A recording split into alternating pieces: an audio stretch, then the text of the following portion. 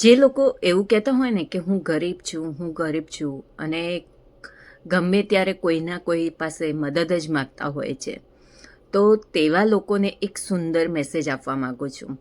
તો રામ રામ, હું ખુશ્બુ પ્રજાપતિ. જે લોકો એવું કહેતા હોય કે હું ગરીબ છું, મારી પાસે પૈસા નથી અને મારે મદદ જોઈએ છે, તો તેવા લોકોને સુદામાનું ચરિત્ર જોવું જોઈએ, સાંભળવું જોઈએ, કાં તો વાંચવું જોઈએ. કેમ? કારણ કે તેમના જેટલી દરિદ્રતા તો અત્યારે કોઈના જીવનમાં નથી. ઘણા એવા ગાંઠિયા લોકોના જીવનમાં જ એટલી દરિદ્રતા હશે, કારણ કે સુદામાના જીવનની અંદર એટલી દરિદ્રતા હતી કે તેમને એક સમય એવો આવ્યો હતો કે જે ભોજન હોય એમાં બધું પતી ગયું હોય અને એમાં ફક્ત એક ચોખાનો એટલે કે ભાતનો દાણો વધ્યો હોય છે અને એમાંથી અડધો ભાગ કરી અને ભગવાનને ધરાવે છે અને અડધો ભાગ તે ખાય છે. તેવી તેમનું જીવન હતું. અને તે બ્રાહ્મણ હતા અને તે પણ સ્વાભિમાની.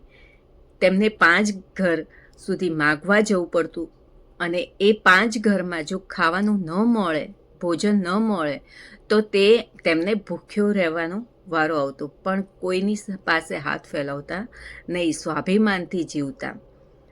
અને એમના જીવનની અંદર એટલી બધી દરિદ્રતા હતી ને, જ્યારે તે પોતાના મિત્રની પાસે મદદ માગવા જાય છે અને ભેટ રૂપે એક મુઠ્ઠી ચોખા લઈ જાય છે, ત્યારે તેમને આપતા પણ સંકોચ થાય છે, કારણ કે એ એમના મિત્ર કૃષ્ણ દ્વારકાના રાજા હોય છે અને તેમને પાસે ધન દોલત બધું હોય અને તેના પાસે સામાન્ય ચોખા તે આપતા પણ તેમને સંકોચ થાય છે અને તેનું સ્વાભિમાન ગવાય છે.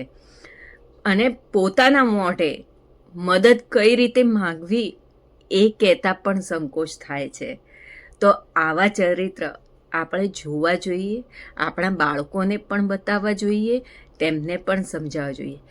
કારણ કે બીજાના સુખ જોઈ આપણે આપણી જાતને ગરીબ કહેતા હોઈએ ને, તો આટલી ગરીબી તો આપણે ક્યારેય જોઈ નથી. તમારું શું કહેવું છે? વાત ગમે તો લાઈક કરજો, શેર કરજો અને ફોલો કરજો મારા પેજ સંસાર અને સંસ્કારને. ધન્યવાદ.